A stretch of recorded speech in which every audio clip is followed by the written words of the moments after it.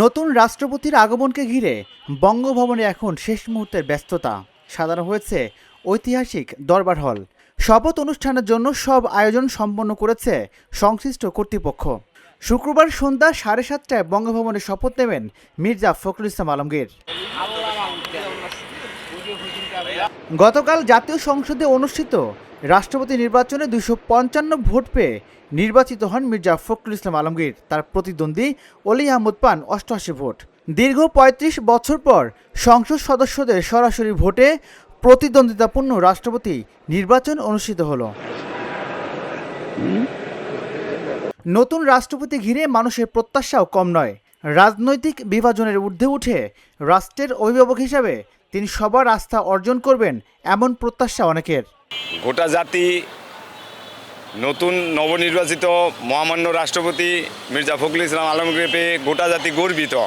কারণ ওনার মতো এরকম একজন বিচক্ষণ, দূরদর্শী, যোগ্যতা সম্পন্ন এবং সবচেয়ে বড় কথা হচ্ছে যে উনি এমন একজন ব্যক্তিত্ব, ওনার বিষয়ে পলিটিক্যাল দলে অন্য কোনো নেতারা কখনোই আপনার বিতর্কিত এমন কোনো বিতর্কের মধ্যে ফেলতেই পারবে না। ওনার যে চারিত্রিক বৈশিষ্ট্য, উনি এই দেশের এবং জাতির জন্য অনেক ত্যাগ স্যাক্রিফাইস করছেন।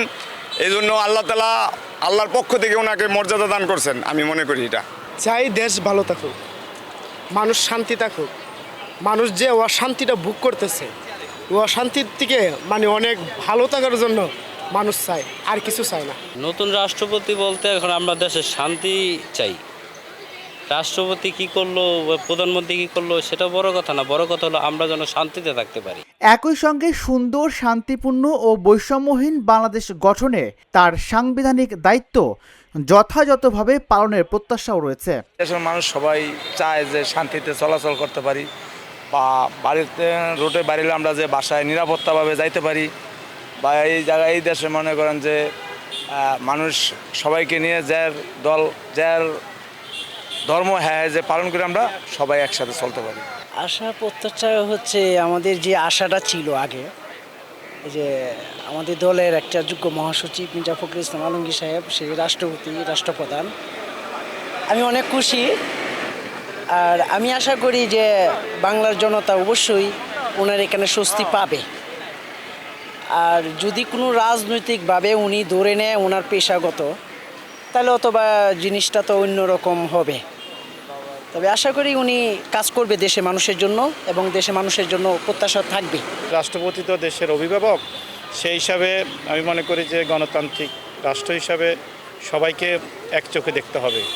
আমি ছোট্ট জ্ঞানে বলবো যে ওনার সাজেশনটা দেশের কঠিন যে কোনো সময়ে জনগণ এবং সরকার উপকৃত হবেন। দীর্ঘদিনের রাজনৈতিক ক্যারিয়ার প্রেক্ষাপটে উনি গভর্নমেন্টকে, সরকারকে সেই সাজেশন দিবেন। আশা করি জনগণের এবং দেশের উন্নতি হবে। আমি নতুন রাষ্ট্রপতির সুস্বাস্থ্য ও দীর্ঘায়ু কামনা করছি। নতুন রাষ্ট্রপতির সামনে এখন সবচেয়ে বড় দায়িত্ব সংবিধান ও রাষ্ট্রীয় প্রতিষ্ঠানগুলোর প্রতি আস্থা অটুট রাখা এবং দেশের সব নাগরিকদের অধিকার ও মর্যাদার প্রতি সমান দৃষ্টি রাখা।